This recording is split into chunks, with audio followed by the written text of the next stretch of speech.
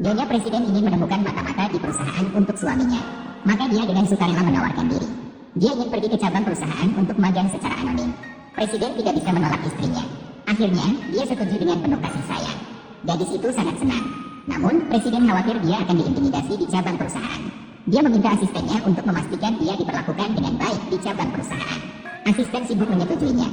Namun, mereka tidak akan pernah bisa membayangkan rekan-rekan di cabang perusahaan yang berkuasa malah salah mengira wanita berpakaian mewah sebagai nyonya presiden. Wanita itu yang sombong melihat kesalahan mereka. Dia tidak hanya tidak menjelaskan, malah pura-pura mengakui. Sebenarnya, saya berencana untuk pergi sebagai orang biasa. Pergi ke tempatmu. Tapi karena kalian sudah mengetahui, maka saya tidak akan berpura-pura lagi. Saya mengungkapkan semuanya. Ya, saya adalah Nyonya Ki.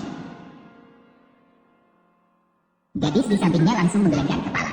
Namun, ketika dia memikirkan misinya, dia akhirnya menahan diri. Tidak terduga, gadis itu baru saja duduk di tempat kerjanya. Rekan kerja yang oportunis mendekati gadis itu untuk menyenangkan wanita licik. Mendekatinya, langsung meminta gadis itu untuk menuangkan kopi untuk wanita licik.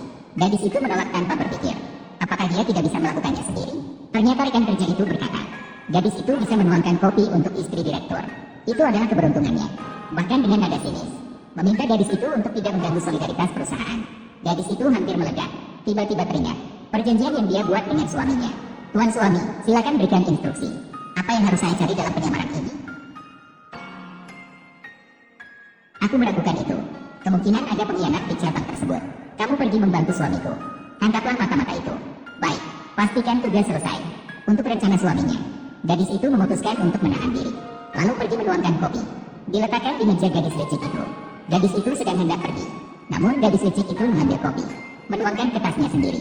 Sukesin, apa kamu sakit? Apakah kamu tahu seberapa mahal tasnya Nyonya Presiden? Kamu, orang desa kampungan. Bisakah kamu membayar? Saya jelas meletakkan kopi di atas meja. Ini punya saya. Liking, kalau kamu tidak menggunakan otakmu, bisa kamu sumbangkan. Kamu, jangan bicara. Sebelum kamu bicara, bisakah kamu pikir dulu? Jadi begitulah, Sukesin. Mengingat kita berdua, sebagai teman sekolah menengah, kamu cukup bayar 100 juta saja. Berapa? 100 juta. 10.075. 10.075. Kamu benar-benar berani meminta. Tas ini. Ini Gucci tahun lalu. Pekan mode Milan di Italia. Model baru dirilis. Berposisi sebagai gaya mewah ringan. Desainer sebenarnya ingin membuka pasar dalam negeri. Namun karena kurangnya penelitian, maka tas yang dibuat orang Tiongkok tidak tertarik. Maka harganya 600.000. Kamu langsung minta 100 juta. Kamu bilang, bagaimana dia bisa tahu begitu detail? Apakah aku berbicara omong kosong? Kamu bisa melihat huruf yang tercetak di dalam tas. Apakah yang tercetak adalah huruf Eropa? Tidak cocok dengan gaya tas ini. Tas ini kenapa terlihat sedikit familiar? Mirip dengan punyaku sedikit. Tapi jika ini tas milikku, di bawah huruf di dalam tas, seharusnya ada inisial namaku. Ternyata benar adanya. Ini memang huruf bergaya Eropa.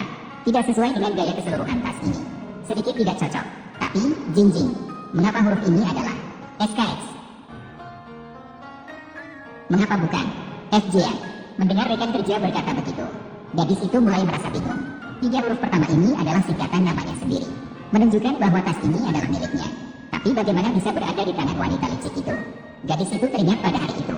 Suaminya membawa tas ini untuk memberikannya padanya. Dia merasa tas itu jelek.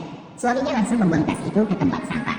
Saat memikirkan gadis itu, tiba-tiba dia memiliki ide cemerlang. Namun pada saat itu juga, gadis licik malah merebut tas dari tangan rekan kerjanya. Dengan bangga mengatakan bahwa 3 huruf pertama ini adalah simbol keberuntungan yang dirancang khusus oleh desainer untuk dirinya sendiri. Simbol keberuntungan yang disesuaikan. Rekan kerja bahkan percaya pada cerita bohongnya. Melihat gadis licik marah, rekan kerja malah menyalahkan gadis itu lagi. Mengatakan bahwa gadis itu mengotori tas gadis licik. Itulah yang membuatnya begitu marah. Gadis itu sungguh kagum. Liking, kekuatan kaki anjingmu. Mendapat persetujuanku. Sebuah kata-kata membuat rekan kerja marah dan malu. Langsung